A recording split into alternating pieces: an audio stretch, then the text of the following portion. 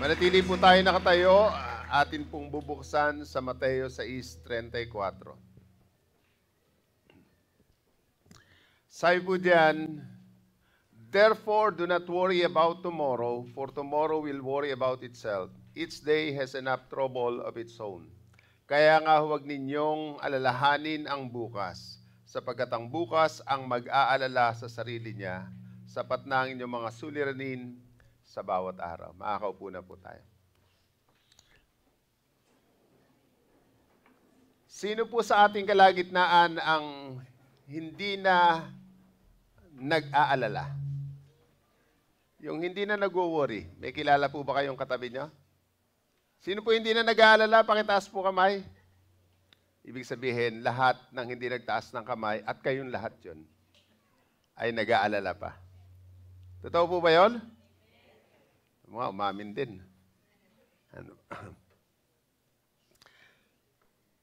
Alam niyo po ba na ang pag-aalala ay may tusong kapamaraanan para po pumatay ng mga tao? Ang pag-aalala po ay nakakamatay. Ngayon po, sino po ngayon ang gusto pang mag-alala? Ang pag-aalala po ay nakakamatay. Sabi po ni Robert Frost, "The reason why worry kills more people than work is because more people worry than work." Bakit daw po nakakamatay ang pag-aalala kaysa po sa pagtatrabaho? Kasi mas marami daw nag-aalala kaysa nagtatrabaho. Kaya marami namamatay. Para sa marami pong mga tao, ang pag-aalala ay naging bahagi ng kanilang buhay, naging bahagi ng kanilang personalidad, na kapag natapos na yung isang pag-aalala, parang naiinip na sila, naghahanap uli ng aalalahanin. Kasi nakatapos na sila eh. Para bagang depende na sila sa pag-aalala, ito na yung pananaw nila sa buhay, ito na yung lente nila sa buhay, paano nila tinitingnan ang pang-araw-araw na pamumuhay. Dito na sila nakatingin sa maraming alalahanin ng buhay at wala na silang ibang paraan para mamuhay sa daigdig na ito, kundi mag-alala. Sino po sa inyo ngayon ang may inaalala pa? Siyempre hindi na kayo aamin. Meron pa bang dapat alalahanin sa panahon na ito? Ang totoo po, maraming pwedeng alalahanin ng bawat isa sa atin. Ang pagtaas ng mga electric bill. Tapos, matatapos na ang El Nino, papasok ang La Nina. Nagkaroon po ng gera sa Middle East. Hindi natin alam kung ano mangyayari sa kinabukasan. Yung economic stress po ay natatangay nito yung mga emotional and physical health ng bawat isa sa atin. At sabi po sa isang survey, marami daw po sa mga respondents, yung mga tumugon po sa survey na ito, na ito po yung naranasan nila sa sandaling nag-aalala sila. Irritable sila, parang lagi silang pagod. Tingnan mo yung katabi mo. Irritable sila, para silang laging pagod. Hindi na mapagkakatulog. Tingnan mo yung katabi mo. Hindi naman yan, Hindi naman yan, hindi. At yung iba po, dahil po sa pag-aalala, sobrang pag-aalala, naiiba po yung pinagtutuunan nila ng pansin. Yung iba po, napupunta doon sa hindi na makakain. Meron naman pong napupunta sa hindi na makapagpigil sa kain ng kain. May kilala rin po kayong ganon. Huwag niyo titingnan at baka kalay siya. 80% po nung sinurvey ay naniniwala sila na ang pera daw po ang nasa number 1 list of stressor. So may nagbalangkas po sila ng mga list of stressors. At ang numero 1 daw pong nagiging dahilan ng stress ay ang pera. Ano po? Salamat sa Panginoon sapagkat sa kalagitnaan ng mundo na laging nag-aalala, si Jesus Christ ay hindi nag-aalala. Yun ang itinuturo niya sa atin, huwag mag-alala. Sabihin mo sa katabi mo, sabi ni Jesus, huwag kang mag-alala. Ano? Sabihin mo sa nagsabi sa iyo, hindi akin yon, para sa iyo yun. Meron pong definitive word ang Panginoon sa Matthew chapter 6, beginning verse 25 hanggang 34. At makikita niyo po doon yung, pag sinamap niyo po yon, ay nakalagay po doon yung don't worry, hindi po be happy, kundi don't worry, be hopeful. Si Lolo, ano lang po yon, Johnny Ponce Enrile lang po yung don't worry, be happy. So, alam niyo po ba na doon po sa passage ng Matthew 6, 25 hanggang 34, binanggit po yung salitang worry ng 6 na beses. Pero po, yung nilagyan ng don't worry, sabihin mo sa katabi mo, don't worry. Alam niyo po ba 3 beses itong binanggit ni Jesus Christ? Ibig sabihin po ang Panginoon ay laban sa pagkabalisa. Ayaw niya na nababalisa ka. Tingnan mo yung katabi mo kung mukhang balisa. Ano? Balisa? Bilasa. Balisa, bilasa. Parang magkatunog lang. Ano? Yung topic po natin ngayon ay naniniwala po ako na ito po ay stress buster na pag natutunan po natin itong gamitin sa buhay natin, mababawasan po unti-unti ang pag-alala, madadagdagan unti-unti ang pananampalataya, habang kumukonti po ang pag-alala mo, lumalaki ang pananalig mo sa Panginoon. Marami pong mga stress ay pinangyagalingan po ng stress, hindi naman talaga totoong dapat magkaroon siya ng stress. Minsan po, yung takot sa buhay natin, alam nating totoo naman yon. Kaya lang po yung pagkabalisa ang siya pong talagang nakakatalo sa buhay natin. So yung salita po ng Diyos na ito ay nagbibigay po sa atin ng simple thought. Live one day at a time. That means trusting God today. So yung atin pong team ay focus, yun pong Triumph in Christ, para po magkaroon tayo ng tagumpay, we need to focus one day at a time. Focus one day at a time. Sabihin nga po natin, one day at a time. Ibig sabihin po noon, huwag mong iisipin, aalalahanin yung bukas. Uunahin muna natin yung araw po na ito. May ilang mapapansin po tayo rito na akin pong nakita 4 thoughts na maganda pong pag-aralan natin. Ang una po, tomorrow is ambiguous. Sabi po riyan, therefore do not worry about tomorrow. Mapapansin po natin yung salita diyan na do not worry about tomorrow. Huwag mong alalahanin ang bukas. It is a hard concept. Kasi po, kalikasan na yata ng tao ang mag-alala. Inaalala natin palagi ang kinabukasan na hindi pa naman natin nakikita. Yung kinabukasan na hindi pa dumarating, yun ang inaalala natin palagi. Sinasabi sa atin ng Panginoon na pagtiwalaan natin siya sa ngayon. Pagtiwalaan mo ang Panginoon ngayon, bahala siya sa kinabukasan mo. Hello? Ngayon ka magtitiwala sa Panginoon. Bagamat siya rin ang may hawak ng kinabukasan, ang tinuturo ng Panginoon, yung bawat araw ng buhay mo ay simulan mong itiwala sa Kanya.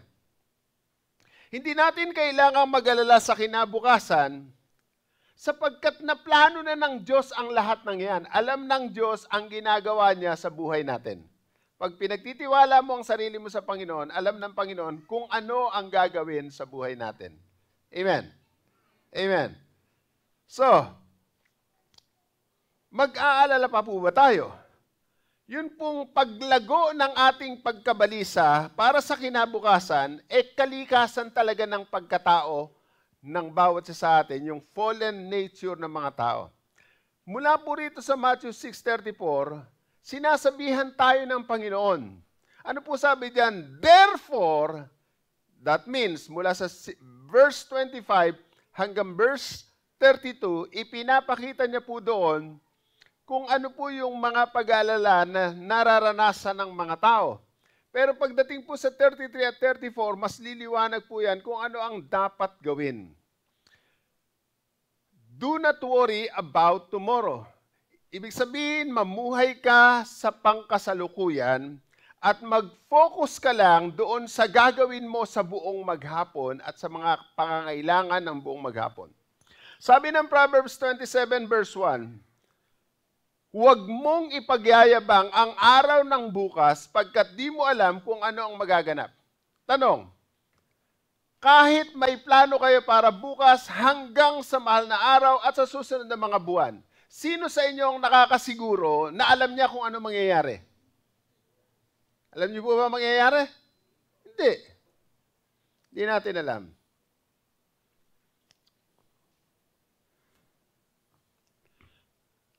Kanina po, hindi ko pinagpaalam sa mag-asawa, pero kanina po, si Pastor Arnel at Sister Dulce, nakipag-usap sa akin sandali, pinakita yung senaryo. Naka-registered po yan sa camp, pero hindi nila alam kung ano mangyayari. Dahil kahapon, namatay ang kapatid ni Sister Dulce. Iniisip nila, papaano makakasama sa camp. Naka-registered na sila. Tapos ang problema nila, hindi rin nila alam kung gaano katagal ibuburol yung kapatid. Sa gawi pala nila, pangkaraniwan, ang burol ng patay, mga 2 linggo pataas. Parang sa bayan ni Jeff yun eh. Ano? Di ba ganun, ano? Yun talaga, sobrang haba nung di ko maintindihan. Alam ko lang ang mahabang mga gabi ng bago ilibing ang isang namatay sa Tondo. Kasi yung binurol dito sa isang kanto, hihiramin sa susunod na kanto. Kasi may magsasakla pa doon at saka magsusugal eh. Pero yung sa kanila, kakaiba. Talagang kultura po nila yun. So ibig sabihin po, meron naman silang plano. Tayo may plano rin, pero hindi natin alam talaga kung ano yung bukas. Ang nakakaalam lang nito ay ang Panginoon. And God is in control. Pwede ba natin palakpakan ng Panginoon? Hindi natin alam ang kinabukasan, pero hawak ng Panginoon yung mga panahon at mga oras. Sabi ng Proverbs 16 verse 9, ang tao ang nagbabalak, ngunit si Yahweh ang nagpapatupad. Amen. Amen. Ano man ang balakin natin, magbalak ka, magplano ka, mas mahirap po yung wala kang plano. Pero yung plano mo, gaano man kaganda, ang Diyos lang ang magpapatupad. Amen. Kaya naman po, kailangan nating italaga ang buhay natin sa Panginoon at ang lahat ng plano natin na paplanuin mo ngayon para sa mga susunod na panahon, ititiwala natin ito sa Panginoon. Sapagkat hindi natin alam ang kinabukasan. Hindi nga natin alam kung sino yung sisikatan pa ng araw. No? Pero kung fans ka ni FPJ, sasabihin mo sa kanya na itong tao na to hindi nasisikatan ng araw. Hindi ko nasisikatan ng araw. Na, puno na sa loob mo. Kaya naman po, si Santiago, sa chapter 4, verse 13 to 17, ipinakita niya po sa atin na huwag mong ipagyayabang ang para sa araw ng bukas. Tinatalakay niya po yung mga business people nung panahon po na yon na meron po silang mga target, meron silang mga expansion na gagawin. Tapos, kinukuha niya yung atensyon ng kanyang mga readers, ng mga tagabasa niya, na kahit anong planuhin ng mga mayayaman na ito at ng mga plano nila sa buhay, ang mga gusto nilang gawin, hindi pa rin sila nakakasiguro sa kinabukasan. Pinaliwanag po ito ni Kristo Jesus. Matatagpuan niyo po yun sa Luke chapter 12, verse 16 to 20. May isang hangal na mayaman, ang sabi niya, mayaman na ako. Hindi na kasya ang kamalig ko, magpapagawa pa ako ng bagong kamalig. At pagkatapos, maghihinay-hinay na lang ako, magpapakasaya, iinom, kakain. Sarap buhay, sarap buhay. Sabi ng Panginoon sa kanya, hangal! Simple lang sinabi ng Panginoon, hangal! At yung tao po na yon, hindi na nakita ang kinabukasan. Bakit? Namatay na eh. Naunawaan niyo po ba yon? Sabihin mo sa katabi mo, huwag kang masyadong mag-alala.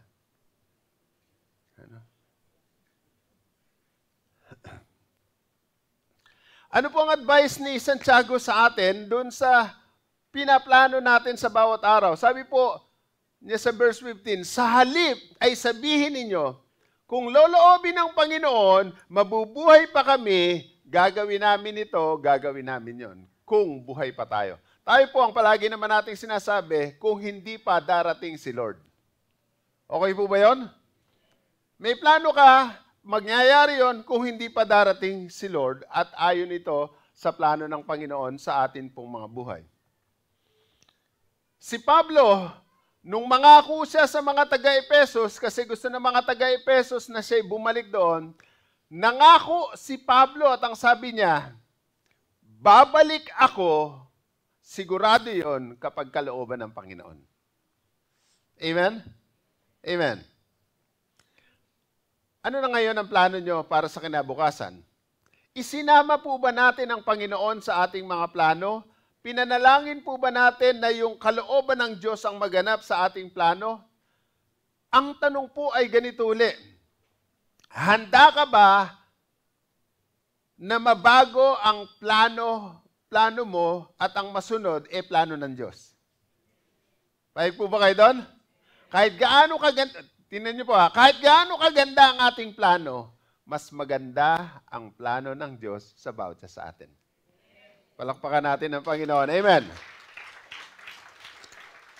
Alam niyo po kahit gaano kaganda ang plano natin, kapag binago po ng Diyos yun, nakikita ng Panginoon yung mas magandang plano niya na dapat mong maisakatuparan at dapat maisakatuparan para sa iyo.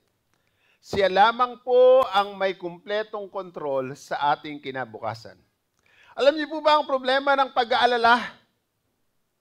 Nag-aalala ka para sa kinabukasan, ang problema mo ay ganito. Ang problema ko ay ganito. Pag nag-aalala tayo para sa kinabukasan, hindi ka mauubusan ng kinabukasan.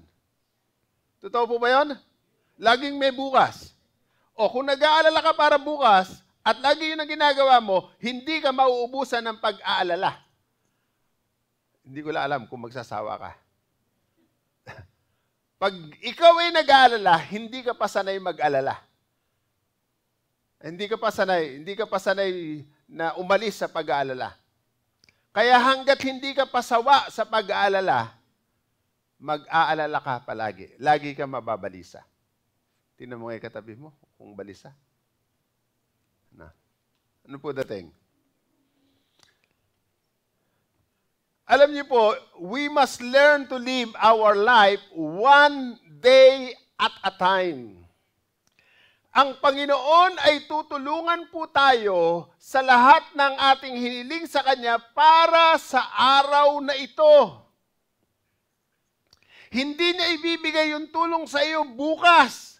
Pag nanduroon ka na sa bukas, saka darating ang tulong ng Panginoon. Hello, are you there? Naunawaan niyo po ba yun?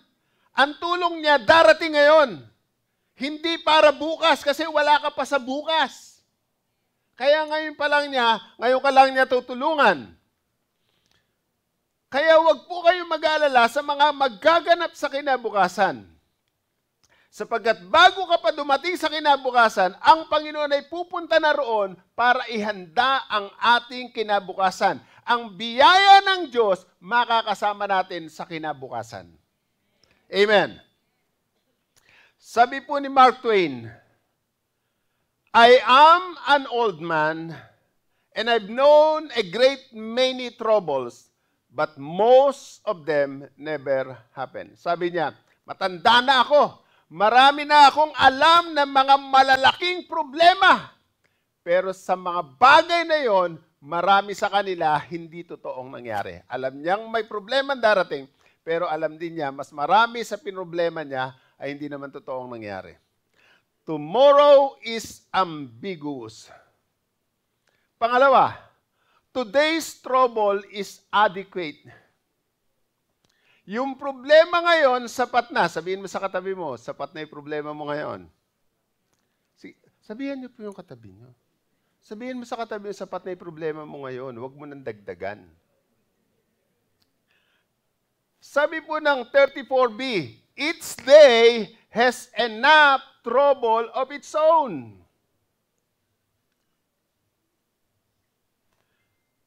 Si Jesus Christ po ay nagsasalita ng mga interesadong mga bagay na dapat natin pagtuunan ng pansin. Hindi ka lulubog sa bigat ng problema mo ngayon o krisis na iyong dinadaanan. Pakinggan niyo po, tingin po kayo rito. Yung problema mo po ngayon ay sapat ng pasanin ngayon. Makakaya mong buhatin. At iyon lang yung kapasidad mong bumuhat, yung problema mo ngayon. Pag ikaw ay nagdagdag ng problema na galing sa kinabukasan, idadagdag mo sa bigat na pasanin mo ngayon, hindi mo na makakaya. Bakit? Yung capacity mo para pumasan ng problema, para sa problema mo lang sa araw na ito. Kaya kapag umiram ka ng bigat bukas at ilalagay mo ngayon, bibigat na ng usang problema mo. Hindi mo na makakaya. Sabihin mo sa katabi mo, huwag ganun. Ano? At yung nagsabi sa'yo, sabihin mo, ikaw nga yun eh. Tingnan niyo po ito ha. Illustration lang po ito. Merong isang tatay na sa kagustuhan niya na isang biyahe na lang palagi at saka pagka po siya papasok ng bahay, lahat ng pinamili niya, halimbawa na malengke siya at o kaya nagpunta siya sa grocery, nagpunta siya ng Walter Mart o kaya ng Pure Gold. Gusto niya po ay pagka dadalhin niya na mula sa kanya sasakyan, yung lahat ng pinamili niya, gusto niya isang bit-bit lang kahit napakarami. Minsan po, binitbit niya na, may nakasabit sa balikat, may nakasabit dito sa kabilang balikat, may bitbit na ganyan, merong pang yakap-yakap na yung gatas na nasa ano ba 'yan? Basta gatas.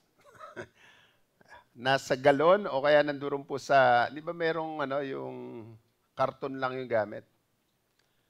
Tapos may hawak pa po siya na ganyan, hawak-hawak pa niya rito yung tray ng itlog. Sa kagustuhan niya po na isang biyahe na lang para madali. Pagdating niya po doon sa pagpasok niya ng bahay, medyo mataas po ng bahagya yung flooring nung kanilang bahay kaysa po doon sa labas. Isang hakbang. Hindi po umangat ng husto yung paa niya. Ang nangyari po, yung yakap-yakap niya po naggalon ng gatas, nalaglag. Hinabol niya po ngayon. Pero hindi niya na inabutan at dahil hinabol niya, ang iniisip niya, mahahabol niya ng 2 kamay. Nabitiwan niya yung tray ng itlog. Ano nangyari? Basag lahat yung itlog at yung gatas tumapo ng gusto. Bakit po? Pinilit niya na isang biyahe na lang. What's the moral of the story? Alam niyo po bang moral of the story? Simple lang. Dalin mo lang ang bag na kailangan mo ngayon. Bumalik ka na lang uli. Huwag mong pilitin na palaging isang biyahe mo, dala mo na lahat. Hindi natin kayang dalhin ang bigat ng problema ng kinabukasan at dadalhin mo sa araw na ngayon. Amen.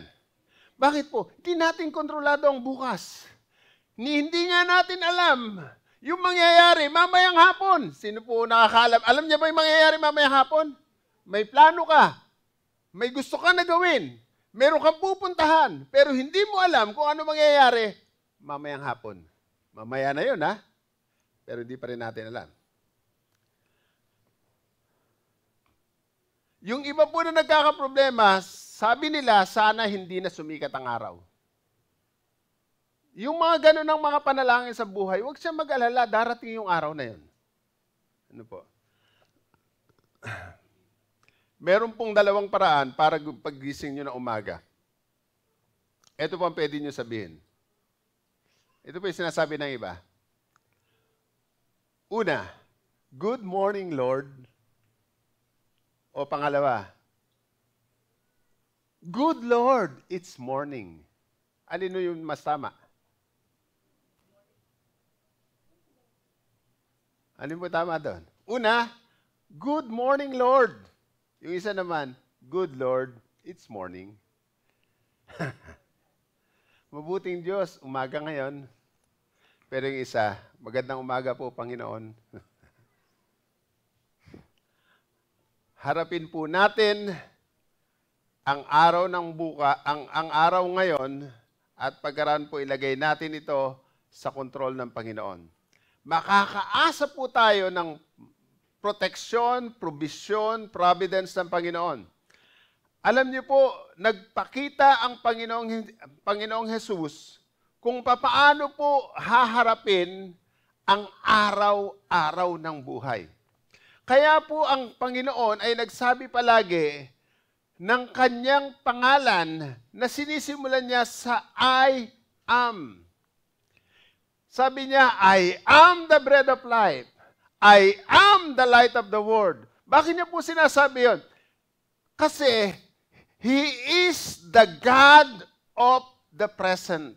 He is the God of today. Siya ang Diyos ngayon. Bagamat siya din ang Diyos sa kinabukasan, ang gusto niyang idiin, siya yung Diyos natin ngayon. Huwag mo munang alalahanin yung para sa kinabukasan. Amen. Amen. Pag gusto niyo pong tumanda, alalahanin niyo, wag lang yung bukas, pati yung mga susunod pang mga bukas, alalahanin niyo na kagad. Mag-isip kayo ng palaki ng problema. At magugulat po kayo. Ano po? Hindi ka pa nagbe-birthday, tumanda ka na uli. Marami pong mga tao na bubuhay sa regret sa mga nakaraan. Ano sabi ni Pablo? Forgetting those things what is behind. Forgetting what is behind. And I press on toward the mark. Kinakalimutan ko ang nakaraan, sabi ni Pablo. Ano po ang dugtong niya sa mga taga-Pilipos? Huwag kayong mabalisa sa anumang mga bagay, bagkus. Sa pamagitan ng panalangin may pasasalamat, hingin nyo sa Diyos ang inyong mga pangailangan at ipagkakaloob ito sa atin ng Panginoon. Amen. Huwag kang mabalisa. Amen. Amen. Ano po pinapakita? Bawat araw may sarili ng problema. Yung araw na ito, may sarili na siyang problema. Yung araw na ito, may sarili ka ng kakaharapin. Sapat na yon. Huwag mo nang dagdagan. Sabi po na Psalm 68 verse 19, God who daily bears our burden. Siya ang araw-araw na nagpapasa ng ating problema. Tanong, ano po ang panalangin sa Ama namin? Paano po ito sinali sa Tagalog?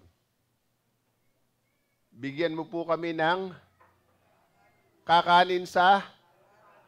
Tama po ba, Salen?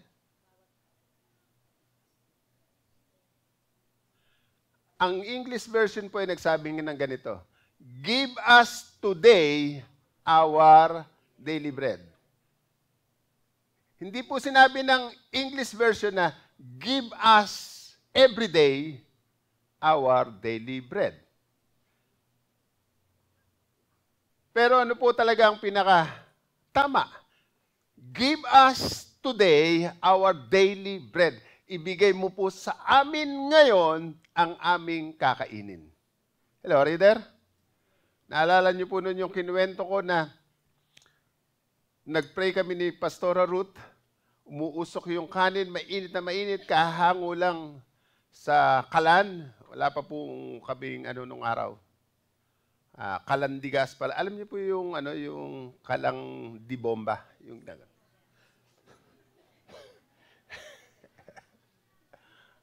Tapos po yung kaldero mo, yung nangingitim na yung ilalim. Ano po? Kumuha na po kami ng kanin, nakalagay ng ganyan. Sa lamesa, isang lamesa na maliit, isa lang ang upuan namin. Kung sino may pangko ng bata, si Pastor CJ pa lang po noon, buntis si Pastora Ruth, kay Jaisel. Pag siya po may pangko, siya po ang uupo at siya ang may karapatang unang kumain. So nagpray na po kami.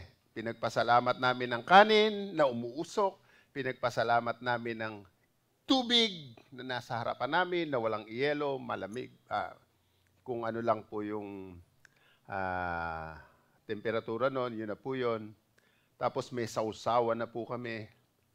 Ang problema na lang namin, yung isa sausaw. Wala kami ulam eh. Ano sabi namin? Lord, salamat po sa napakainit na kanin na ito na masarap kainin. Salamat po sa inumin. Salamat po sa sausawan at sa ulam na isasawsaw na ibibigay mo sa amin. Ano po nangyari? Pagka-amen namin, may kumakatok. Pastor, pastor, pastor! Pagbukas ko na ganyan, bakit po te? Pasensya na po kayo. Saan po? Kasi dapat po, dadali na namin to sa inyo. Wala pong nakasakay ng bangka, wala nakapunta, papunta sa inyo. Ako na po sumadya ngayong umaga. Okay lang po yun, huwag niyo pong problemahin yun. Nagpasensyahan ko na. Alam niyo po ba nung buksan ko yung supot na dala niya? 3 luto ng malalaking alamango at saka ilang sugpo na malalaki. Kung kailan kami walang ulam, saka kami nagtiyaga sa alimango at sugpo. Kaya nung makita namin yon, sabi ko, Lord, pagpapasensyahan ko na talaga to. Hindi rin po ba kayo? Pagtiwalaan mo lang ang Diyos sa ngayon. Amen! Bahala siya sa bukas mo. Ano yung problema kinakaharap mo ngayon? Ano sinasabi ng Bible? Do not let the worries of tomorrow affect your relationship with God today. Yung problema mo bukas, pag inalala mo ngayon, naaapektuhan ang relasyon mo sa Diyos. Nawawalan ka ng tiwala sa Panginoon. Alam niyo po ba na sa isang araw, malaki ang nangyayari? Sa loob lang ng isang araw, malaki nangyayari. Pakinggan niyo po ito. Sa isang araw, si Esau nawala ng kanyang pagiging panganay. Sa isang araw, si Saul na uusig ng mga mananampalataya. Sa isang araw na yon, sa kanyang paglalakbay, nabago ang takbo ng buhay niya at nagsimula na siya maglakbay, hindi bilang Saul, kundi bilang Pablo. Sa loob ng isang araw. Sa loob ng isang araw po, isang babae po na alipin, dalang bihag, ay naging reyna dahil sa isang araw po na yon at nagkaroon ng public holiday dahil sa babaeng dating alipin na naging reyna. Sa loob ng isang araw, ang isang tao ay napagbintangan. Napagbintangan na ng rape, naakusahan ng mali, naikulong, at pagkaraan sa loob din ng isang araw, siya ay naging vice president ng kanyang lugar, si Joseph the Dreamer. Sa loob ng isang araw, nayanig ang buong mundo noong October 7, 2023 dahil sa atake ng mga Hamas sa mga Israelita. Sa isang araw po, ang coastline ng Sri Lanka ay nawasak dahil po sa tsunami noong pong 2004. Marami po ang namatay noong panahon po na yon. Around 40,000 lives. Yan po ang mga buhay na nasira. Kaya naman po, ang gagawin lang natin, bawat araw natin, ititiwala natin sa Lord, pagising natin ng umaga. Lord, Hindi ko alam mangyayari sa buong maghapon na ito, pero sa iyo ko ito titiwala. At dahil sa iyo, sigurado ang buhay ko. Whew! Amen! Today's trouble is adequate. Sabihin mo ulit sa katabi mo, hawakan mo sa kamay ang katabi mo, sabihin mo, sapat na problema natin ngayon. Sipin nyo, sapat na yung problema nyo. Nanghihingi pa kayo para bukas, Lord. Kuha pa ako para bukas sa parang kulang. Parang nakukulangan kayo sa problema nyo. Pangatlo po, today must be spent artfully. Sabi ni Jesus, therefore do not worry about tomorrow. Look at the word, each day, bawat araw. Each day has enough trouble of its own. Alam niyo po bang ginagawa ni Jesus Christ? Pinapaalam sa atin na ang buhay po ay puno ng hamon at mga pagdurusa habang tayo nasa daigdig na ito. Pero ipinapakita rin po niya na hindi tayo may pwedeng matabunan ng mga problema ng buhay. Sa katotohanan, ini-encourage niya tayo, pinapalakas niya tayo na mamuhay ka para sa araw na ito at hindi para sa araw ng bukas. Ngayon ka mamuhay ng tama. Pakinggan niyo po ito. Pero hindi po kayo gumagawa ng ganito. Kung hindi rin lang kailangan,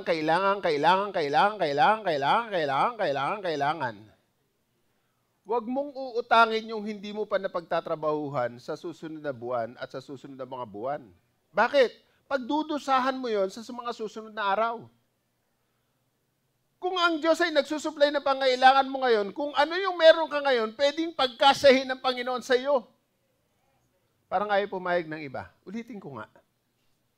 Alam niyo po ba na yung meron kayo ngayon, pwedeng pagkasahin ng Diyos ngayon? Pero bakit hindi nagkakasya? Ano nangyayari at hindi nagkakasya mga pangailangan natin? Hindi natin tuloy maharap ng one day at a time.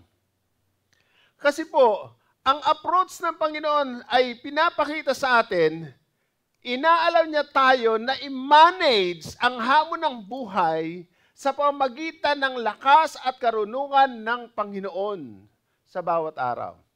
Pakinggan niyo po ito. Kung kayo po ay bibigyan ng 86,400 kada araw, ano po ang gagawin nyo? May kondisyon nga lamang. Yung 86,400 na yun ay hindi mo pwedeng i-deposito. Kailangang ubusin mo yon sa buong 24 hours. Bukas, bibigyan ka uli ng 86,400. Pero dapat ubusin mo.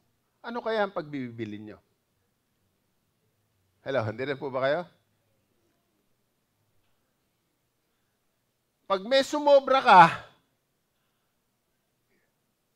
forfeited na yung susunod mong kinabukasan. Yung susunod mo, 86,400.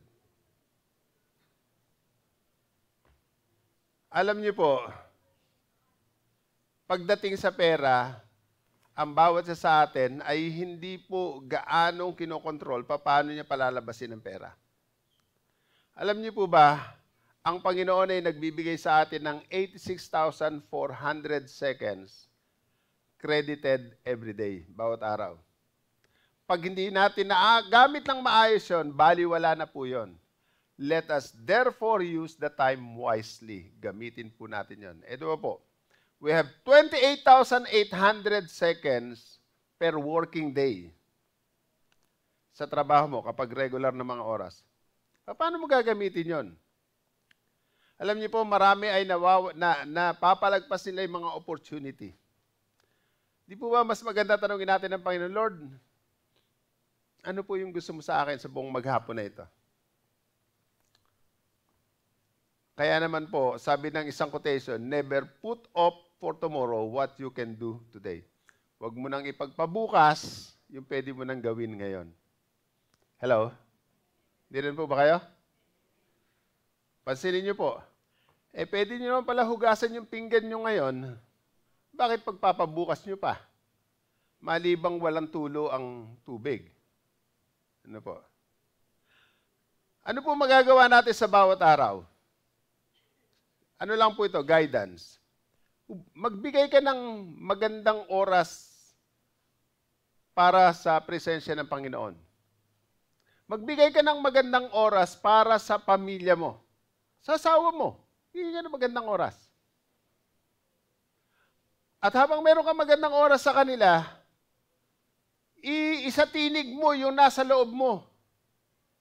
Ipaalam mo doon sa mahal mo sa buhay na mahal mo siya. Hindi yung pagka nakahiga na siya ng napakaganda at maganda pa suot, saka may bulaklak sa paligid, saka may, mahal na mahal kita. Ba't ka nawala? Plastic! Hello, hindi rin po ba kayo? Hello, hindi rin po ba kayo? Express nyo. Ngayon, kung hindi mo naman mahal, ba't mo sasabihin mahal? Hindi mo nga mahal. Pag namatay, huwag kang iiyak. Hello? Lalo na, halimbawa, nanay mo, hindi mo nadalaw. Hindi mo, kapatid mo, kuya mo, hindi mo nadalaw. Nung matindi na yung sakit, saka mo binili ng ubas. Wala nang panlasa. Kainin mo ito, makakapagpalakas ito sa iyo. Hindi nga makain eh. Ba't nung pwedeng kumain, ayaw mong dalan, mauubos po kasi kagad. Hello, hindi rin po ba kayo? Naunawaan niyo po ba ibig sabihin?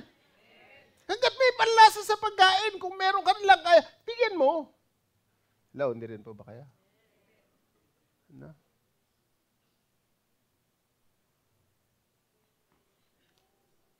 Kahit kaganda-ganda ng musileo na paggawa mo dyan, hindi na niya alam na mahal mo siya. Hello? Sa atin, wala namang gumagawa ng ganun talaga. Ano gagawin natin sa buong isang araw natin kung yung schedule mo hindi naman puno? Siguro kahit isang tao, pasayahin mo. Ano? Pwede ba yan? Ten.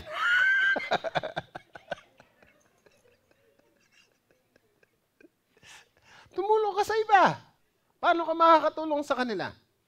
Sabi po ng Hebrews 3:13, sa halip, magpaalalahanan kayo araw-araw habang ang panahon ay matatawag pang ngayon upang walang sino mang madaya sa inyo ng kasalanan at sa gayon maging matigas ang puso. Kung wala kang gagawin, pray for a lost soul. Manalangin ka para sa mga taong hindi paligtas. Ipamuhay mo ang araw mo ngayon na parang ito na yung huling araw mo. Hindi po ibig sabihin, huling araw ko na, papakasaya na ako ngayon. Hindi po yung ganun. Ang gumagawa po nun, yung walang Jesus sa puso nila. Amen. Amen. So sa mga nabanggit ko po na yan, pwede pa kayo magdagdag na pwede nyong gawin sa buong maghapon. Lastly, first time ko 8:13 pa lang. Last na. Kayo mag-alala pag sinabi kong last na, mga 1 oras pa yun. Lastly, tomorrow's need will be afforded. Ano ibig sabihin na afforded? Provided. Totoo po ito. Kapag ginawa natin ang Panginoon ang siyang una sa atin pong buhay, yun pong sagot o solusyon para sa pagkabalisa ay simple lang. Sinulat ito ni Jesus bago mag-verse 34, in verse 33. Seek first His kingdom and His righteousness, and all these things will be given to you as well. Ngunit higit sa lahat, pag sumakitan nyo na pagharian kayo ng Panginoon at ang lahat ng bagay na ito ay pagkakaloob sa inyo. Our future is totally secure in Jesus. Di yata ako narinig. Our future is totally secure in Jesus. Ang kinabukasan natin, ang mga kinabukasan natin ay secured na secured sa Panginoon. Si Jesus ay nagbigay ng mga dahilan para hindi tayo mabalisa o mag-alala. Anong gagawin? Sabi ng verse 33, but seek first His kingdom. Higit sa lahat, ano po yung seek first? Bigyang halaga natin ang kaharian ng Diyos at ang pamumuhay ng ayon sa kanyang kalooban at ibibigay niya sa inyo ang lahat ng mga bagay nito. Ano yung kailangan mo? Huwag kang mag-concentrate sa kailangan mo. Mag-concentrate ka sa Diyos na magbibigay ng pangangailangan nyo. Amen? Mga anak, huwag kayong magreklamo. Nasasabihin nyo, in-enroll nga ako wala naman akong baon. Kung nai-enroll ka, may ipababaon ng Diyos sa iyo. Hello? Hindi rin po ba kayo? Matuto lang kayo magpasalamat. No. Alam niyo po ba ang problema? Nawawalan lang po tayo ng kakontentuhan. Sabi po ron, seek ye first. Yung salitang seek, mula sa wikang Griego na zeteo, ay nagsasabi po nito ng ganito. Para po siyang isang bird hunter, o gawin natin na Pinoy, bird hunter siya, may dala siyang tirador. Alam niyo yung tirador? Alam niyo ba yung tirador? Sa Tagalog kasi, tirador no? Tapos, tinamaan niya na yung ibon, pero lumipad pa. Pero hindi siya titigil hanggat hindi niya napapabagsak yung ibon. He is hunting for food. Hindi lang siya naghanap ng ibon para masiyahan siya na meron siya natatamaan, kundi gusto niya ito na mayulam. Ang isip niya nanduroon sa ibon na ito na gusto niyang mapalaglag at mapasa niya. Ang mata niya ay palaging nanduroon sa ibon na yun na kanyang titiradorin. Hinahanda niya na yung kanyang tirador at saka yung kanyang bala. Alam niya sa anumang oras mapapasa kanya yun. Bakit? Kasi yun yung iuulam niya. Para sa kanya, mahalaga sa kanya na makuha yung ibon na ito na iuulam niya. Anong gustong sabihin noon sa seek ye first the kingdom? Make God's kingdom your top priority. Pag hindi po kasi ganon, kahit ano pang meron ka sa buhay, hindi po magkakasya talaga, mag-aalala ka pa sa iba. Alam niyo po bang isa sa problema ngayon ng maraming mga tao? Bakit po hirap na hirap doon harapin ang bawat araw? Kasi naitaas na natin unti-unti ang atin pong mga standard ng pamumuhay. At dahil po doon, ayaw mo nang bumaba sa standard ng pamumuhay mo. Palagay ko po, may sasagot nito ng oo sa akin. Dahil nung araw, ang kape po namin ay bigas na inilagay sa kawali at ako po ang... At hindi ka titigil kasi hindi siya magpapantay. Sino po nakaranas nun? Alam niyo po bang healthy coffee po yun? Masarap. Pero po ngayon, nasanay na ang mga tao doon sa 3-in-1. Bakit ka pa nga naman maghihirap? Mainit na nga, pawis na pawis ka pa, at saka ka pala magtitimpla. Maganda po yun, kasi umuunlad na ang buhay natin. Pero alam niyo po, yung mga kabataan naman na noong pala magkakatrabaho, abay, sumasabay na sa classmate niya. No? Abay, nakaka-Starbucks lang. Dati, pag uminom ng kape, merong star at the back. Anduron lang siya sa likod bahay. Hindi, hindi niyo pa rin makaya sumabay sa ganon. Mag 3-in-1 ka na lang. Hindi rin po ba kayo? Tapos, ano nangyari ngayon? Kati 3-in-1 mo. Kasi gusto mo yung matamis na matamis. At doon, hindi mo namamalayan, nagdideposito ka ng maraming sugar sa iyong katawan. At pagkaraan noon, tataas na ang iyong sugar. At sa mga susunod na panahon, meron ka ng metformin. Meron ka ng maintenance. tinataas natin palagi yung atin pong mga standard ng pamumuhay na hindi sapat sa kinikita natin. Hello, hindi rin po ba kayo?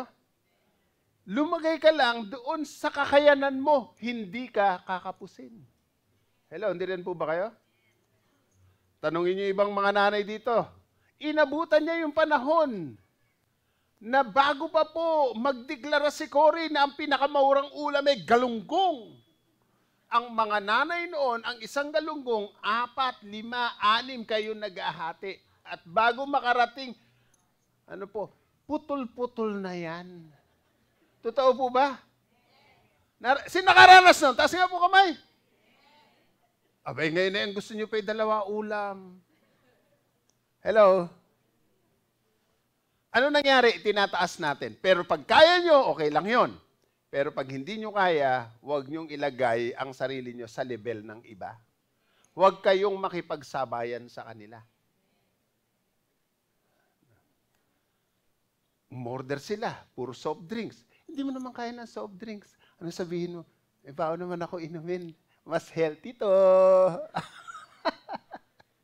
Pwede naman yun eh. Totoo po ba yun? Hindi rin po ba? Naunawan po ba sinasabi ko na to? Tomorrow's need will be afforded. Bibigay naman ng Panginoon yung pangailangan mo bukas eh. Huwag mong isipin yung mga bagay na wala sa iyo sa araw na, sa kinabukasan. Yung ngayon, ibibigay ng Panginoon. Yung bukas, ibibigay din ng Panginoon yun. Kaya lang yung ngayon, ang intindihin mo yun na ilapit mo sa Lord. Yung para bukas, tiwala mo sa Kanya. Tomorrow's need will be afforded. Mag-occupy yung isip mo ng katwiran ng Panginoon sa bawat araw ng iyong buhay. So ano remedy po doon sa pag-aalala? Unahin mo kalooban ng Panginoon. Hindi ka magre-reklamo. Bakit nagre-reklamo maraming mga nanay? Wala na raw maisuot. Ang totoo, nagpaparinig lang siya sa sabi, bili mo na ako. Hello? Kilala kayo na ganon? Wala na maisuot. Pero ang totoo, dami nakahanger.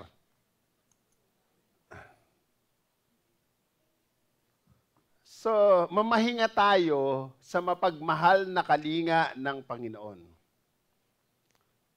Pero alam niyo po ba yung sinasabi ko sa inyo, simple lang yan sa theory. Ang mahirap po niyan yung pag-a-apply sa buhay. Pag-aalala nga lang ito pinag-uusapan natin eh.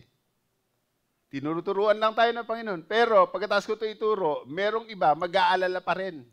Kalabitin mo yung katabi mo, baka ikaw yon.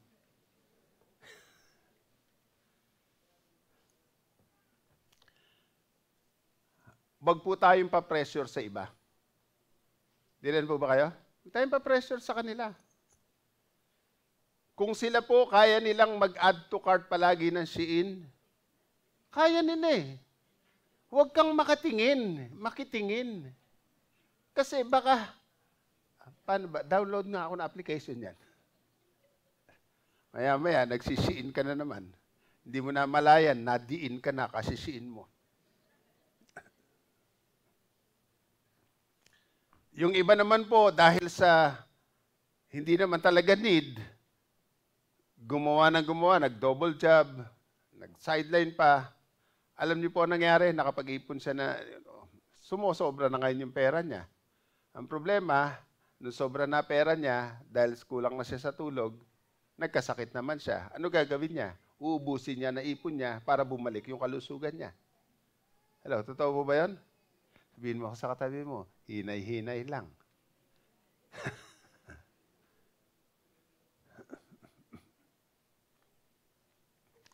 Alam niyo po, pwede tayong i-impress ng mga bagay-bagay sa daigdig na ito.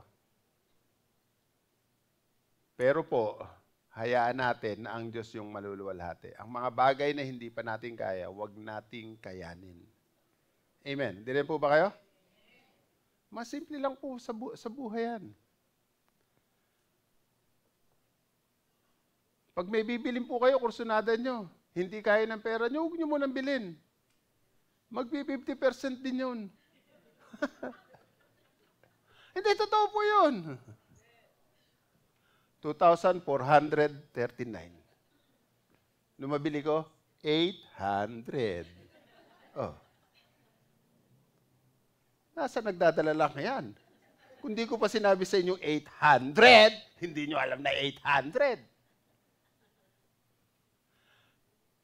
Pagka yan dumating, new stock, new arrival, aba, yung pera mo, arrive din ang arrive. Ilalabas mo ng ilalabas. Hindi kasya. Pero alam niyo po ba, pakinggan niyo po ito. Ang Diyos na nagbigay ng buhay, ang magbibigay ng ikabubuhay. Amen. Amen. Ang Diyos na nagbigay sa inyo ng tricycle, ang magbibigay ng panggasolina para mapaandar ang tricycle. Kung e-bike yan, siya magbibigay ng pambayad sa iyo sa Meralco para maisaksak mo ng gusto yung e-bike mo. Hello, hindi rin po ba kayo? Naunawaan niyo po ba ibig sabihin? Bakit natin pinoproblema yung mga bagay-bagay, yung malaki nga na ibigay na ni Lord, yung pang maliit? Hello, kung naipagkaloob ng Diyos ang kanyang anak, hindi ba niya mapagkaloob ang mga maliliit natin pangailangan? Kaya ibigay ni Lord. Palakpakan natin ang Panginoon. Amen. Huwag po nating hayaang umangat ng husto yung standard ng pamumuhay natin kapag hindi natin kaya. Pagka pinaunlad na kayo ng Panginoon, tip lang po ito, pero naranasan namin. Pag nadadagdagan ang biyayang pinansyal ng Diyos sa iyo, huwag mong itaas ang standard of living mo. Ang itaas mo, standard of giving mo. Ang pagbibigay mo sa Panginoon. Mas lalo kang pagpapalain ng Panginoon. Pwede ba natin palakpakan ng Panginoon? Kasi po, pag tumaas yung style mo, mahirap na ibaba. Mahirap na pong ibaba pag tumaas yung style ng pamumuhay mo. Dati-rati, okay na sa iyo, lugaw. Punta tayo sa lugawan. Sarap na sarap ka, lugawan. Susunod, naku, kakahiya naman kasi barkada mo. Doon kumakain sa Tokyo. Nung bata naman kayo, toyo-toyo lang, ayos na. Nung nagdala ka, gusto pa Tokyo. Kung kaya nyo, paminsan-minsan gawin nyo. Pero pag gagawin nyo para makipagsabayan, hindi kayo mananalo. Amen. Di rin po ba kayo? Huwag nyo itaas yung standard ng pamumuhay nyo. Ngayon, pag pinagpala kayo at pwede na kayo sa level na yun, wala naman pong pipigil sa inyo. Pero alam niyo po ba, pag ipinipilit nyo sumabay sa mga kakilala nyo, mahirap po yun. Hindi nyo dito sa church, huwag nyo sabayan yung linggo-linggo bago suot. Isa lang nakakagawa nun.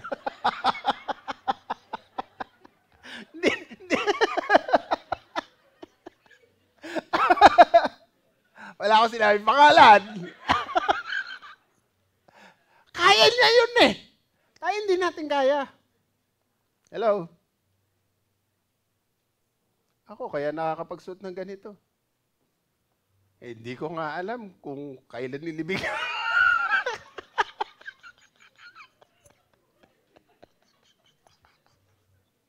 Pastor, sa'yo na po ito. Hindi ko alam. Bakit na pa sa akin?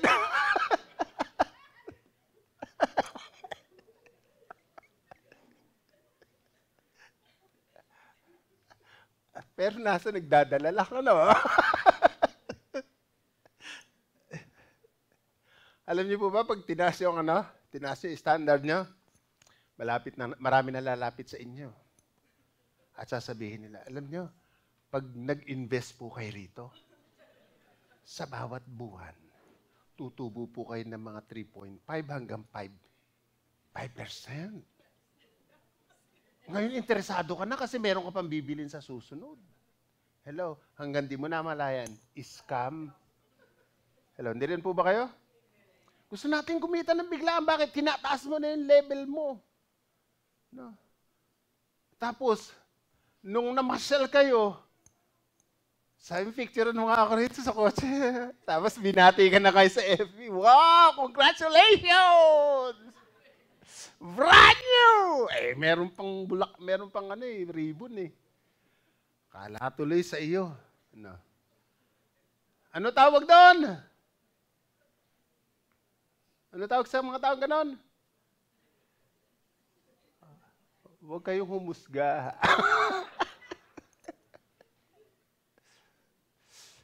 Alam niyo po, mas maganda sumunod na lang tayo sa Panginoon. Hingin natin yung kanyang mga pangako. Pagka po kayo ay nakapokus doon po sa paghahanap na pagharian kayo ng Panginoon sa bawat araw, pagpapalain tayo ng Panginoon. For some reason, however, most of the time, hindi pinapakita ng Diyos kung ano mangyayari sa kinabukasan. Hindi niya pinapakita. Si Abraham, ang sabi lang ng Diyos, umalis ka sa bayan mo at dadalhin kita sa lupang ibibigay ko sa iyo. Wala naman siyang GPS, hindi naman sinabi ng Lord kung saan. Pero sumunod siya sa Panginoon, pinagkaloob naman ng Panginoon. Marami po sa mga kinabukasan, hindi natin alam kung ano mangyayari. Hindi natin alam kung ano magaganap kinabukasan, pero kung itiniwala mo buhay mo sa Panginoon, itiniwala mo ang kinabukasan mo sa Panginoon, alam mo na kung sino ang may hawak ng kinabukasan mo. Amen. Amen. Kung ang Panginoon ay hindi mo ititiwala sa Kanya ngayon, yung araw mo, hindi mo kaya itiwala yung bukas mo. Nag-aalala ka sa kinabukasan. Ang Panginoon lang makapagbibigay ng layunin ng buhay po natin. Siya lang makakapag-ayos ng buhay po natin. Alam niyo po, imposible na mamuhay ng walang problema sa daigdig nito. It is futile to try to live a problem-free life. Alam niyo po, mauubos ang oras natin sa pagpapatibay ng kastilyo ng buhay natin. Mananatili po na ang buhay natin ay may mga puwang o lugar na hindi natin nababantayan. Tomorrow will have its challenges and trials, no matter how you try to prevent it. Alam niyo po ba na ang kinabukasan may naghihintay sa iyong problema kahit ano man pong pag-iingat ang gawin mo? Totoo po ba kayo? Totoo po ba yun? Kahit nga, halimbawa, kahit gaano ka kaingat maglakad sa kalye at lumayo sa sasakyan, minsan may nangyayaring hindi mo akalain. Kaya mas maganda, itiwala mo sa Panginoon ang buhay mo at ang bukas mo. Amen. Amen. Pag dumating ang kinabukasan, bibigyan ka ng Diyos ng biyaya para mapagtagumpayan mo yun. Pakinggan niyo po ito. Bawat kalendaryo ng buhay natin may number na. Amen? Yung araw mo ngayon may sarili ng number. Huwag mong hiramin ang number ng ibang buwan, ng ibang araw. Sapat na yung number na meron ka ngayon. So, your calendar gives each day its own number. Hayaan natin na yan yung tamang order. Ang Diyos ang nag-arrange niyan sa buhay natin. Tumayo ka 1 square at a time. Kasi nandurong ka sa araw na yon. Ngayon, nandito tayo sa araw ng Sunday. Alam niyo po ba nangyayari? Worrying doesn't rob tomorrow of its sorrow. Ang pag-alala po, halimbawa, inaalala mo na yung kinabukasan, tandaan niyo po ito, nag-aalala ka para sa kinabukasan, yung problema sa kinabukasan, hindi mo nabawasan kahit konti. Kahit mag-alala ka ngayon. O gusto nyo, Lord, mag-advance ako ng problema, ha? Aalalahanin ko na para bukas. Kahit mag-alala kayo ng gusto, mag-advance problem ka na. Hindi mo mababawasan yung para bukas. Bukas mo pa rin nahaharapin yon. So, don't let this happen to you. Don't worry, be hopeful. Let me end up on the name of Mary John Wilkin. Siya po ay isang country songwriter. Mananampalataya siya noon, pero nalayo ang buhay niya sa Panginoon. Nung panahon na malayo na siya sa Panginoon, nagkaroon ng krisis ang kanyang buhay. At sa kanyang personal desperation po, Huminto na siya sa pag-attend sa church.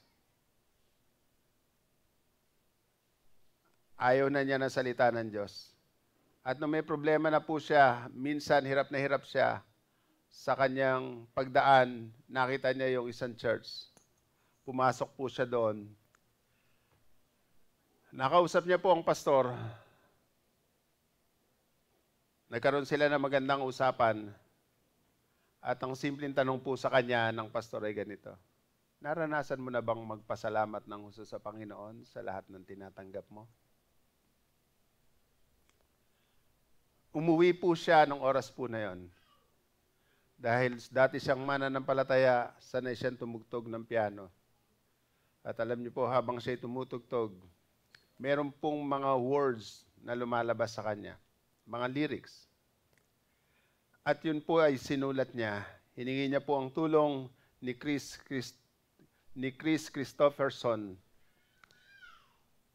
na tumulong po sa kanya para po may arrange ng gusto yung mga words na pumasok sa kanyang isip. Na kumpleto po yung awit po na yon at sumikat po nung araw na kami po ay mga bata pang mananampalataya. Pakinggan po natin yung chorus. One day at a time. Just simple. Natutunan ng babae po nito ni Marie John na siya po ay magtiwala sa Diyos sa bawat araw ng buhay niya. I tell you, masarap magtiwala sa Panginoon sa bawat araw ng buhay. Woo! Tayo po tayo lahat.